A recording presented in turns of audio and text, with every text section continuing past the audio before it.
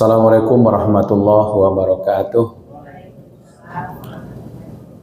Alhamdulillah wa syukurillah wa salatan wa salaman ala rasulillah. Asyhadu an la ilaha illallah wahdahu la syarikalah wa asyhadu anna Muhammad abduhu wa rasuluh. Allahumma fasalli wa sallim ala Muhammad wa ala alihi wa ashabihi ajma'in. Amma ba'du. Sekarang kita kembalikan dulu ke ayat yang belum selesai kita tadabburi, surat As-Saff ya. Oke, kita baca aja dulu sama-sama. A'udzu billahi minasy syaithanir rajim. Bismillahirrahmanirrahim. Sabbaha lillahi ma fis samawati wa ma fil ardh wa huwal azizul hakim. Ya ayyuhalladzina amanu lima taquluna ma la taf'alun. Kabura maqtan 'indallahi an taqulu ma la taf'alun. Innallaha yuhibbul ladzina yuqatiluna fi sabilihi saffa ka'annahum bunyanun marsus.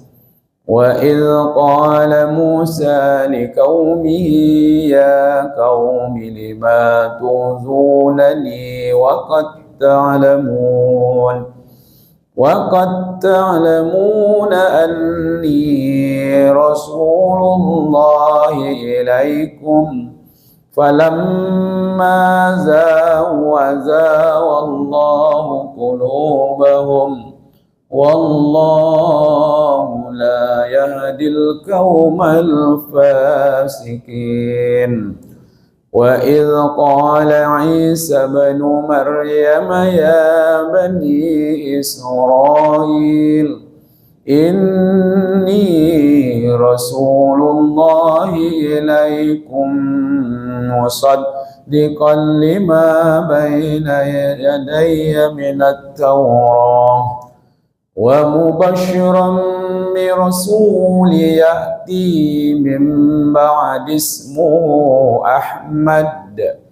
Falamma ja'ahum bil bayinati qalu hadza sihrun mubin. Wa man azlamu mimman iftara 'ala Allahi al-kadhiba wa huwa yud'a ila al-Islam.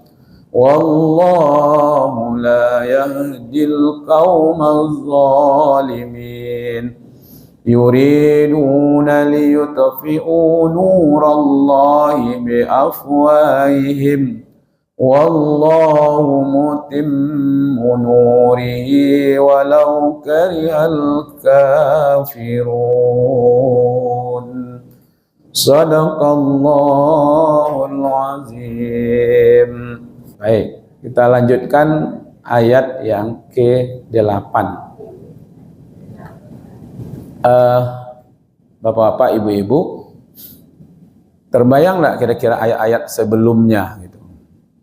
Ketika Allah mengutus Nabi Musa kan, dan mengutus Nabi Isa kepada kaumnya, yaitu Bani Israel. Ternyata kaum ini kaum pembangkang, ya, yang menolak, sehingga Nabi Musa mengatakan, kenapa engkau menyakitiku, ya kan? Padahal kalian tahu aku ini adalah Rasul yang diutus kepadamu. Itu yang dikatakan. Wa idh qala Musa liqaumihi ya qaumi lima tu'zunani wa qad ta'lamuna anni rasulullahi ilaikum. Nyo tahu bahwa Nabi Musa itu utusan Allah untuk mereka. tapi mereka sakiti, maka mereka itu dicaplah orang fasik. Nah, gitu ya. Jadi orang fasik tahu itu benar, tapi mereka langgar dengan sengaja. Nah, orang yang seperti itu mereka tidak diberi hidayah oleh Allah. Kenapa? Karena mereka sendiri menolak untuk mendapatkan hidayah. Sama juga dengan Nabi Isa. Wa idh qala Isa bin Maryam ya bani Israel inni rasulullah ilaikum musaddiqan lima baina yadayya minat Taurah wa mubashiran bi rasuli ya'ti min ba'di ismuhu Ahmad.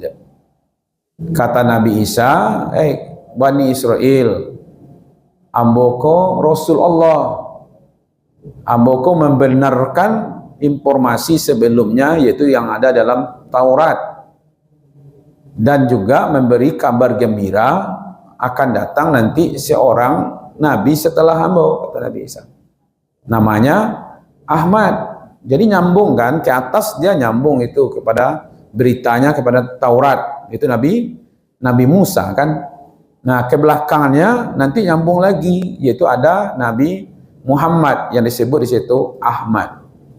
Ya, tapi mereka justru mau membunuh Nabi Isa kan, sehingga siapa namanya yang dianggap sebagai Nabi Isa, yang Nabi Isanya diangkat, ya kan, lalu diganti dengan orang yang paling membenci Nabi Isa. Akhirnya wajahnya dimiripkan dengan Nabi Isa, ya kan, itu. Jadi tetap ada lawan gitu, ya kan. Jadi ketika Nabi Musa diutus, mereka tolak, padahal mereka tahu itu adalah kebenaran. Mereka berpaling dari peringatan Allah, maka disebutlah mereka fasik. Pada masa Nabi Isa juga disampaikan juga, saya ini rasul. Akhirnya mereka ujung-ujungnya sekarang menganggap sebagai Tuhan, gitu ya. Nah, gitu. Nah, itu juga mereka klaim, mereka mendustai, mereka menolak wahyu, mereka mengada-ngada di situ. Maka itu Allah ingatkan, wa man azlamu mimman iftara 'alallahil kadziba wa huwa yud'ana ilal Islam.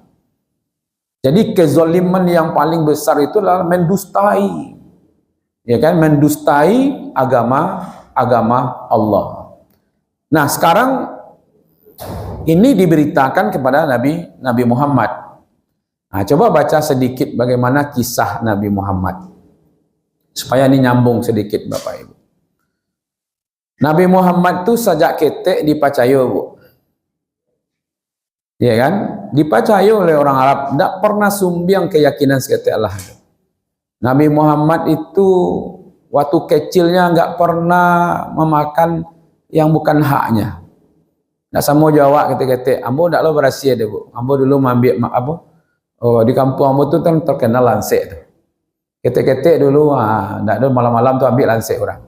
Tahu Ibu kampung ambo? Lansek mani. Si Junjuang. Iya kan? Nah, kadang-kadang lalu kan di surau, kadang di rumah gadang. Itu malam-malam ambil tuh. Padahal sama-sama lalu di kawanku. Ada jambu lipo di rumahnya, itu ambil tuh. Nyo dia nyo lalu dulu. Tu pe ambil jambu lipo. Bekok po, nyo makan mah. Nya nak besok pagi nyo pulang hilang jambu lipo je. Itulah berang-berang je tuh. Ada pernah kawan ngajak ambil coba masak. Ambil lah, ambil sama-sama kan. Kiranya adik amak pun punya kiranya. Hanya mengadu ke guru ngaji itu masih ingat macam begini itu. Ya kan? Pak Guru, anak-anak Pak Guru ambil coba dak kami. Itu beko mengaji malam di Tagaan Sado itu. Kedua kan pakai rotan ya. Ya nak, ibu-ibu tuh siapa lagi gitu. Tiba jambu galak-galak orang tuh. Ya kan? Ya anak lah, ya kan. Nampunya para kok adik amak mo. Berarti ambo ko anak kan. Kok anaknya ambil yo gitu. Nabi Muhammad itu tidak pernah bersentuhan dengan korma-korma yang seperti itu, tidak ada bergaul dengan orang-orang yang nakal-nakal. Itu diceritakan oleh Aid Abdullah Al-Qarni dalam kitabnya Rahmatan lil Alamin. Begitu Allah menjaga Nabi Muhammad. Sehingga ada yang dilakikan kepada Nabi itu, ada namanya Siddiq, ada namanya amanah, ada namanya fatona, ada namanya tablik. Seluruh orang Arab itu percaya bahwa Nabi Muhammad itu tidak pernah berdusta. Tapi ketika membawa risalah, ketika membawa agama Islam, ternyata mereka tidak percaya gitu. Bukan sekadar tidak percaya saja, tapi mereka malahan menganggap Nabi Muhammad itu gila. Ya kan? Majnun. Dianggap Nabi Muhammad kok tersesat. Ya kan? Sehingga kan turun surat Wadduha itu. Ya kan? Nah, dianggap Nabi Muhammad kok apalah tukang sihir. Nah, aneh kan ketika Nabi Musa mengatakan, "Pak, kok ambo kalian sakiti ambo?" Padahal kalian tahu ambo kok, bukannya tidak tahu kan? Kalian tahu kalau ambo kok putusan Allah.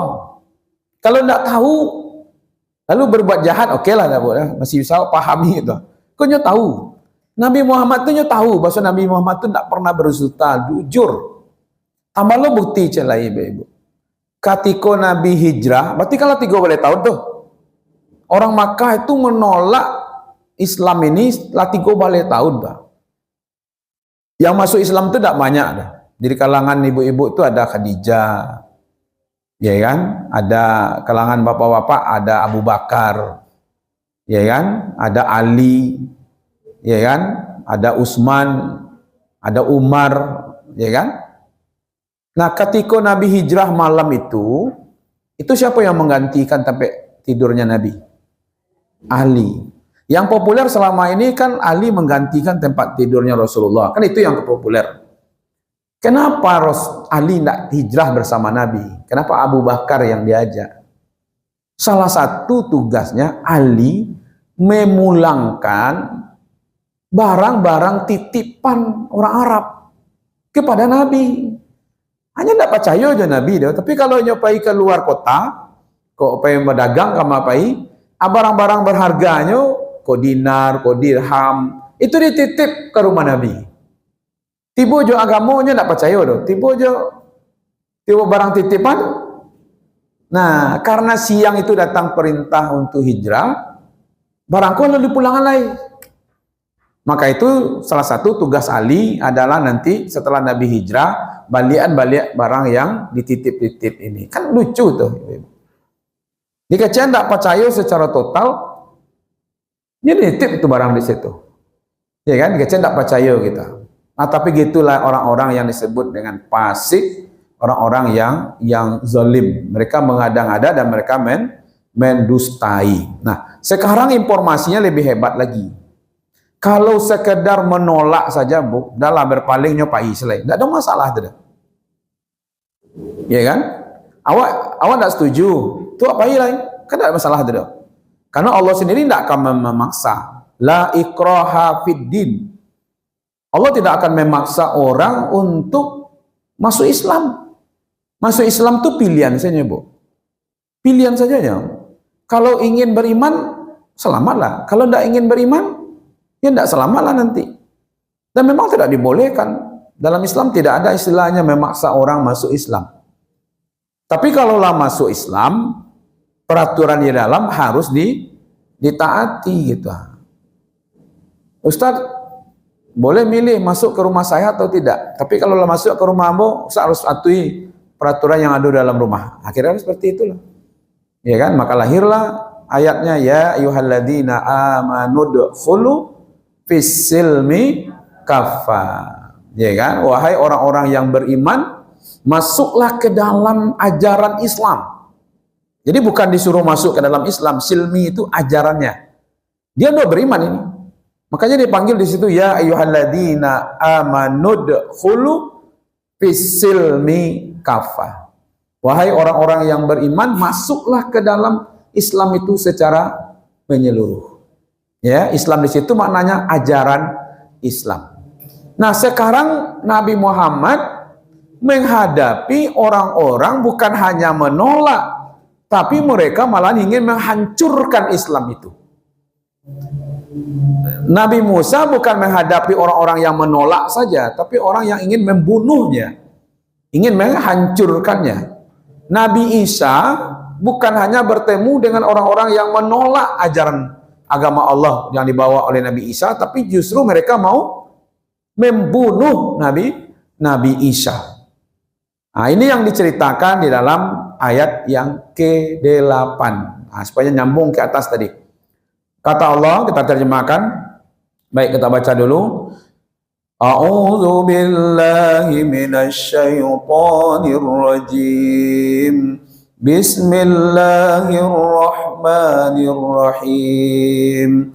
Yuriduna liyutfi'u nurallahi biafwahihim wallahu mutimmu nurihi walau karihal kafirun. Sadaqallahul azim. Yuriduna, yuridu, mereka berkeinginan, yurid. Kalau saya ingin, uridu. Liyutfi'u, ya, meredupkan, memadamkan, menghilangkan, melenyapkan. Kalau di situ apa terjemahannya, Ibu? Memadamkan, sama di sini, terjemahan Departemen Agama. Nur, nur, cahaya. Yang pemiliknya adalah Allah. Yang ingin memadamkan, makhluk. Pemilik cahaya, Allah. Dengan apa? Bi'afwahihim. Dengan apa istilahnya? Mulut mereka. Dengan perkataan, propaganda. Nanti kita lebih pertajam di situ. Ya kan? Lalu wallahu, ya kan? Dan Allah bisa juga dimanakan demi Allah. Allah sendiri yang menyatakan bahwa kan ayat ini diturunkan kepada Nabi Muhammad memberikan informasi orang-orang kafir itu yang engkau hadapi, wahai Muhammad, yang dihadapi juga oleh Nabi Isa dulu, yang dihadapi juga oleh Nabi Musa, mereka itu semuanya ingin melenyapkan, ingin memadamkan cahaya Allah. Iya kan? Dengan propaganda mereka, apa perkataan, strategi, ya kan? Ciut dan apa gini bahasanya, bulilah, ya kan? Nah, lalu Allah katakan wallahu, dan Allah, gitu ya. Dan Allah, berarti Allah sendiri kan yang ngomong kepada Nabi Muhammad. Dan Allah mutimmu, semakin nyesumbiangkan, semakin nyeredupkan, Allah akan tambah terangnya. Maka Islam itu, ibu-ibu, kalau semakin ditakannya, semakin dihancurkannya, semakin kayak orang memasang apa namanya kayu di tengah sawah, semakin digoyang kayu itu, semakin masuknya ke lemah, semakin kueknya kita. Nah, itu dia tuh, ya kan? Jadi Islam kok kalau ada madem seorang, hanya ada madem lah, Bu. Tapi semakin banyak orang yang benci kepada Islam, semakin bangkit loh keislamannya kita. Siko nampaknya kalau Sumatera Barat dia banyak Islam, orang agak acu-acu sih nampaknya, ya kan? Ambo pernah tinggal di Bali itu, kan tidak banyak orang Islam di situ, tapi kekuatan Islam itu luar biasa di Bali itu, kekompakannya luar biasa. Asal masuk sewa kalau dalam perkarangan Mas Haji itu, ya kan, pakai sandal, adi usianya tuh, ya kan? Nah, baru masuk perkarangan waktu. Artinya sangko beko orang bisa masuk saja teras-teras tuh pakai, ya kan? Ambo pernah mencibo sholat di Mas Haji di Bali itu, sholat Jumat tagak saja, Bu. Nggak ada tampil lah. Kalau siko lapang-lapang Mas Sumatera Barat, nggak ada tampil lah. Nah, pusat ambo tagak saja lah. Dan ngasih ikut bah lah. Nah, itu sholat tidak bisa dong. Ya kan? Alah selesai orang beko sholat baru mau masuk ke dalam. Pernah mencibo tuh. Ya kan? Dan itu tampil lagi jalan-jalan kalau panuh sadonya. Ya dia mawa kan sujud lagi kita. Nah, seperti itu kue. Karena di situ sakete. Ya kan? Nah, gitu. Orang kalau sakete biasanya kekuatan kesatuannya kue gitu. Nah, mungkin di umat Islam lagi banyak kini jadi nggak banyak berleha-leha kan. Ini ayat sebenarnya kan berlaku juga sampai kini. Ya kan? Mereka ingin memadamkan cahaya Allah dengan perkataan-perkataan mereka, tapi Allah menyempurnakan cahayanya walaupun orang-orang kafir itu membencinya. Jadi sampai kini ibu-ibu tidak ada orang kafir yang senang dengan Islam. Ya kan? Kalau ada bapak ibu-ibu itu di luarnya saja yang senang. Ya kan? Nah, gitu. Tetap makanya tidak boleh mengambil orang-orang kafir sebagai teman setia, apalagi menjadi pemimpin gitu. Yang ribut kemarin surat apa? Al-Maidah ayat 51. Di situ apa terjemahnya? Coba lihat Ibu. Karena banyak juga yang terjemahnya agak berbeda ya. Al-Maidah surat yang ke-5. A'udzu billahi minasy syaithanir rajim. Bismillahirrahmanirrahim. Ya ayyuhalladzina amanu la tattakhizul yahuda wan nasara awliya'a ba'duhum awliya'u ba'din wa may yatawallahum minkum fa innahu minhum innallaha la yahdil qaumadz zalimin. Di situ kembali lagi muncul ayat sesungguhnya Allah tidak memberi petunjuk kepada orang yang zalim. Nah, ini yang menjadi ribut besar-besaran tahun 2000 berapa kemarin? 16. Ya. Kita lihat kalau di sini terjemahnya, hai orang-orang yang beriman, janganlah kamu mengambil orang-orang Yahudi dan Nasrani menjadi pemimpin-pemimpinmu. Sebagian mereka adalah pemimpin bagi sebagian yang lain. Barang siapa di antara kamu mengambil mereka menjadi pemimpin, maka sesungguhnya orang itu termasuk golongan mereka. Sesungguhnya Allah tidak memberi petunjuk kepada orang-orang yang zalim. Sudahlah masuk kelompok mereka dan juga menjadi orang yang zalim. Oke. Di situ apa terjemahannya? Teman setia. Bagaimana memahami? Dan itu benar terjemahan Bapak Ibu itu. Memang orang Arab juga memakai kata-kata aulia itu sebagai teman setia. Ya kan? Nah, kalau seandainya pemimpin, benar juga. Jadi bahasa Arab itu satu kata itu bisa banyak terjemahan ke dalam bahasa Indonesia, ya kan? Nah, teman setia, kita satu rahasia dengan dia. Rahasiamu, rahasionya, kan itu nak. Barang awak menjadi barang inyo. Nah, itu kalau kawan akrab mah, konco pelangkin, ya kan? Jadi rahasia kita dengan rahasia dia sama gitu. Jadi apa yang kita lakukan dia tahu semua. Nah, gitu ah. Itu saja tidak boleh dong. Ya kan? Kalau seandainya teman setia itu kalau dia berkhianat, apa kadang risikonya? Terbongkar rahasia kita, tahu aib-aib kita. Yang paling dapat risiko siapa? Kita. Awak seorang aja. Jadi kalau kita punya teman setia orang-orang kafir, orang-orang Yahudi, orang Nasrani, ya kan? Lalu rahasia kita berikan kepada dia kan? Nanti dia berkhianat, paling-paling yang nanggung risiko seorang ambonya. Tapi kalau kita angkat dia jadi pemimpin, lalu dia berkhianat, yang kena risiko berapa? Bisa satu negara. Amanah lebih parah sebenarnya gitu. Sedangkan menjadi teman setia saja tidak mulia, apalagi menjadi pemimpin. Begitu memahaminya. Oh, maksud ayat itu bukan pemimpin tapi teman setia. Ya kan? Maka itu menjadi teman setia saja yang akibatnya hanya kecil, lain tidak boleh. Apalagi menjadi pemimpin yang akibatnya besar. Dan ini bukan kepada Ahok saja, siapapun memang tidak dibolehkan. Ya kan? Jadi kalau kita ada calon-calon pemimpin yang tidak Islam, ya jangan dipilih. Kecuali kita berada di negeri yang minoritas orang Islam, Amerika umpamanya, tentu memilih mana yang mudaratnya lebih kecil, ya kan?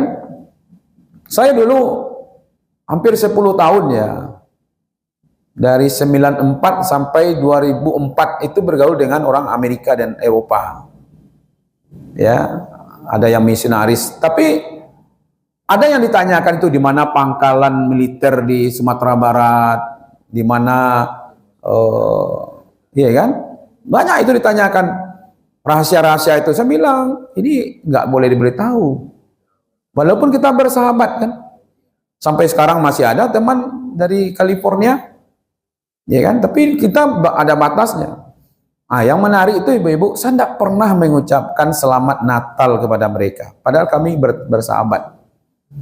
Saya bilang agama kita berbeda, keyakinan kita berbeda, ya kan? Dan kita tidak bisa disatukan dengan ucapan selamat. Dia juga tidak usah selamat, tidak ada masalah kan?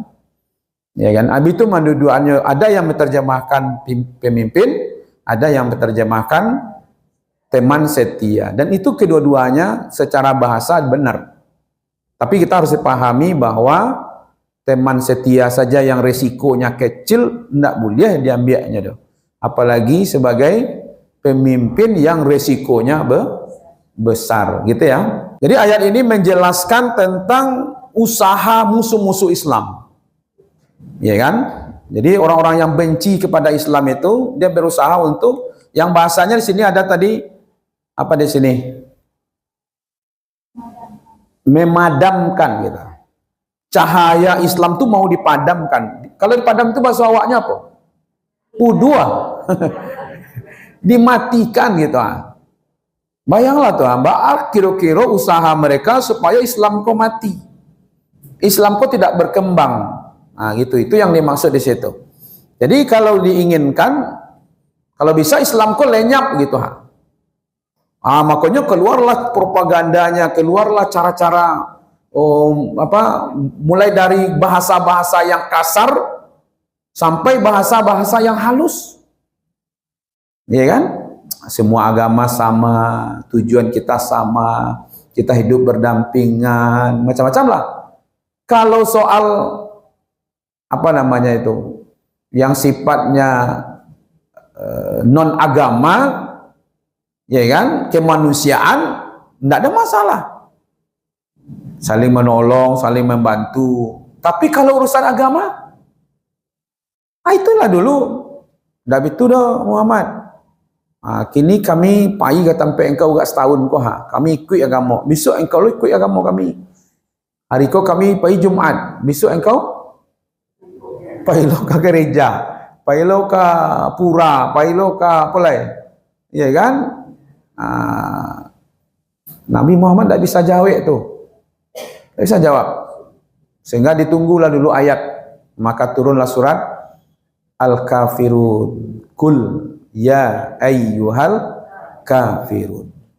Jadi walaupun ada panggilan-panggilan lembut dengan bahasa-bahasa toleransi, ya kan? Sekarang ada namanya lagi apa istilah nama sekarang? Kalau ya moderasi kok moderat, cara berpikirnya moderat. Nah, moderasi. Kadang-kadang moderasi kok kebablasan. Ya kan, sadonya dimoderasi, tidak muah dah. Kalau soal akidah, lakum dinukum waliyadin. Tapi memahami lakum dinukum waliyadin pun keliru. Ini kan diakui oleh Allah nih agama nih. Bagi kamu agama kamu, ini pengakuan Allah. Itu perlunya baca auzubillah kalau kita mau baca ayat supaya tidak melenceng gitu. Ya kan?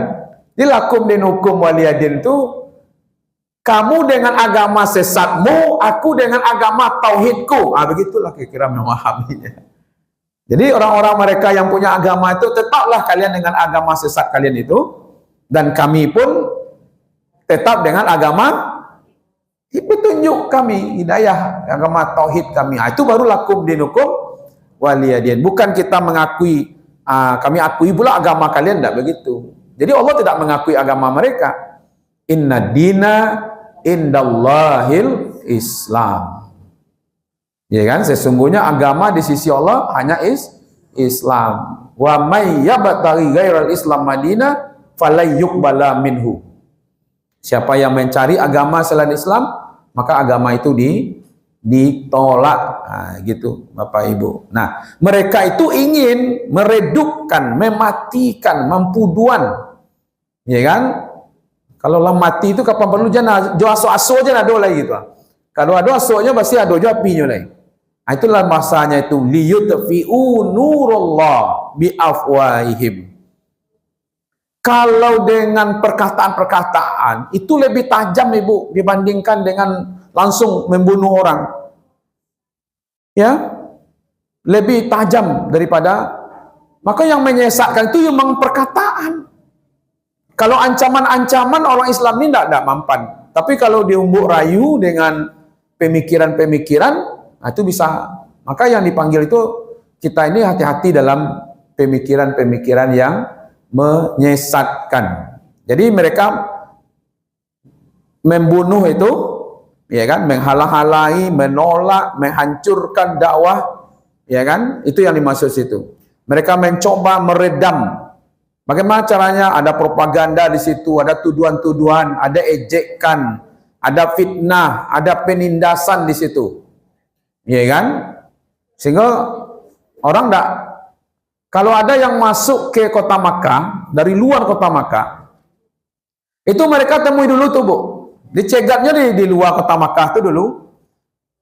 Jadi kalau ada orang berdagang kan, kota Makkah kan kota perdagangan juga pada waktu itu. Jadi kalau ada yang masuk dari luar kota Makkah, mau datang ke kota Makkah, itu di jalan lah dicegatnya tuh. Hati-hati yo, aku di siku aku ada namanya ko Muhammad mah, nyo kurang sehat, nyo tukang sihir. Beku kalau berinteraksi engkau dengan dia, beku antara pengaruh. Mudah itu nyo. Ada sampai orang ke Makkah lah, ada lagi tahunya tuh, bahasa ada seorang manusia di Makkah kok, tukang sihir. Iya kan? Yang hebatnya itu kecilnya Nabi Gilo kan. Ya kan? Begitulah mereka supaya jangan berkembang. Supaya jangan berkembang. Maka Ibnu Katsir menjelaskan cahaya Allah itu adalah Al-Qur'an. Cahaya Allah itu adalah Islam. Jadi kita sekarang ini sedang menghidupkan cahaya Allah. Yaitu belajar tentang Al-Qur'an. Orang-orang kafir ini ingin menghentikan penyebaran Islam. Iya kan? Nah, kini syukur saja ke Bapak Ibu. Insya Allah kita akan aktifkan seluruh media. Ini video nanti ada di YouTube, ada TikTok. Sekarang lagi di live-kan itu adalah YouTube. Ya, karena subscribernya alhamdulillah sudah di atas 1000, maka dia bisa live. Orang bermaksiat setiap hari nyo posting. Ya nak bang apa kau bang apa nama kau pinjol kau setiap hari saya masuk kau ya. Minjam sekian, hanya sekian bunganya. Kan riba sih sudah tu. Tiap hari orang berdakwah tentang riba. Awalnya 3 kali seminggunya. Ya nak. Itu makanya harus dilawan tuh. Orang meredupkan, ya samalah dengan artis-artis kan. Datang merusak-rusak di bayi lo maha tuh. Iya kan? Hanya buat bahasanya meet and greet. Wah, tak tanggung-tanggung lo bahasanya dan nyoba foto tuh dengan siapa artis yang populer hari ini. Dibuat itu anak-anak muda tuh berduyun-duyun situ tuh. Nyoba spanduk banyak-banyak. Awak pengajian tak ada spanduk dah. Tapi dibuat saya playernya. Itulah kemampuan awak gini kan. Meet and greet katanya. Bertemu dan apa itu istilahnya? Bersenang-senang. Ya kan, temu kangen, temu ramah dengan idola. Idola itu asal katanya idol. idol itu patung, Pak. Ya, patung. Buya di situ, buya dua. Ya. Jadi itu Bapak-bapak, Ibu-ibu. Jadi Allah, ya kan, menginformasikan inilah kerjanya orang-orang kafir itu, ingin meredupkan. Nah, tapi Allah kan nggak sia-sia, ya kan? Di sini Allah katakan, ya kan? Apa kata Allah di sini? Wallahu mutimmu nurihi walau karihal kafirun. Allah akan tetap cahayanya. Aduh seorang yang namu beraja agama. Aduh seorang yang mengkhususkan dirinya untuk memperjuangkan agama. Nah, itulah caranya Allah. Cuman caranya supaya seimbang gitu. Apa karena Bapak Ibu, waktu hari Ahad yang lampau ya, kan ada orasi Palestina kan, saya hadir di situ ikut orasi. Yang menarik itu hari ini sampai ke depannya insya Allah Palestina itu sebenarnya secara kekuatan militer tidak perlu bantuan kita. Secara kemanusiaan rakyatnya butuh. Sampai hari ini mereka belum tergoyangkan. Karena mereka orang-orang yang dekat dengan Allah. Yang jadi masalah tidak mereka, masalahnya awak gitu lah. Ketika umat Islam diniayo di situ, tapi kita tidak ada sumbang seketika pun itu. Itu yang jadi pertanyaan. Beko ditanya oleh malaikat, dulu ketika Palestina dibombardir, kalian kemana kecil malaikat? Kalau ibu-ibu lah ikut menolong, pokoknya doa, itu kecil lah ke malaikat enggak. Dari itu dekat, kan. Rasul-rasulnya dulu ambo doa sama malaikat gitu, umpamanya. Aduh, yo alasan sih, lah ikut yo mendoakan gitu. Oh lah ikut lo kami menyumbang dulu mah ya. Kami di jauh. Aduh alasan gitu. Jadi itu sebenarnya Bapak Ibu ya. Tapi Allah berjanji kepada Nabi Muhammad. Ini ayat ini kan diturunkan kepada Nabi Muhammad. Ya kan? Ketika mereka ingin meredupkan cahaya Allah, ya kan? Nah, Allah pun ingin menaikkan, ya kan?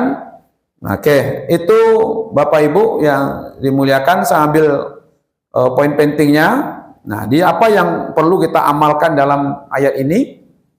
Walaupun banyak orang tidak senang kepada Islam, tetap optimis dengan keyakinan kita. Karena apa? Semangat bahwa Islam itu agama yang tidak akan pernah mati. Tapi memang di Sumatera Barat tidak ada jaminan, Bu. Kalau di dunia ini sampai hari kiamat tidak akan pernah mati, yakinlah Bapak. Cuman di Sumatera Barat, di Kota Padang tidak ada jaminan. Bisa saja hilang di Sumatera Barat, tapi di tempat lain menjadi kuat gitu. Itu makanya bisa saja di Spanyol hilang Islam kan? Ya kan? Bisa saja. Ya kan? Karena mereka tidak pelihara Islam di situ. Jadi kalau kita hari ini ya kan, tidak kita menjaga Islam di Sumatera Barat, ya maka nanti kita jadi masalah gitu. Ya kan? Nah, maka itu ada kekuatan dakwah. Ya kan? Jadi kebenaran itu tidak bisa dibungkam dengan fitnah atau tekanan. Umat Islam ini tidak akan sanggup ya dihancurkan dengan tekanan-tekanan. Dia punya kajian ibu-ibu. Orang bermaksiat saja berani mati. Masa orang benar tidak berani mati ya gitu ya kan? Orang bermaksiat saja beraninya berbuat, ingkarnya kepada Allah beraninya mati. Ya kan? Awak yang usahawan taat beriman kok takut mati? Ya sama ya takut mati yo ndak takut mati yo gitu ya kan? Apalagi bercelik kau wajah kapai banyak empat bercelik. Nah, pesan Allah jadi kemenang Islam tuh bukan semata-mata usaha manusia, ada usaha Allah di situ. Di kalimat wallahu mutimmu nurihi walau karihal kafirun. Allah di situ diingatkan walaupun orang-orang kafir itu ingin menghancurkan Islam, Allah ingin tetap Islam itu disempurnakan. Berarti kalau kita ikut berjuang hari ini, bukan kita saja yang berjuang. Allah pun menolong perjuangan kita. Maka itu diingatkan, in tanzurullah yanzurkum wa yusabbit aqdamakum. Jika engkau menolong agama Allah, maka Allah akan menolongmu, akan mengokohkan kekuatanmu, posisimu. Maka itu insya Allah kita akan tercatat, ya kan, dalam menolong agama Allah. Sedikit lagi Bapak Ibu, nah, ini poin pentingnya. Jadi orang-orang kafir berusaha menghalangi dakwah Islam dengan lisan mereka, ya kan, menyebarkan fitnah, menyebarkan kebencian, propaganda, tuduhan-tuduhan palsu. Teroris lah, kalau ada yang salah itu Islam, ya nak. Nah, kalau ada pembunuhan, Islamnya yang dinaikan. Tapi Allah, ya kan, tetap akan menghidupkan, menyempurnakan cahayanya. Cahayanya itu adalah Al-Quran.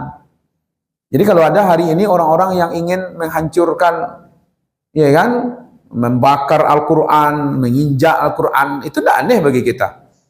Ya kan? Tapi mereka itu talambek sebenarnya, Pak lah dulu orang nak banci kepada Al-Quran kau dulu gitu. Ya kan?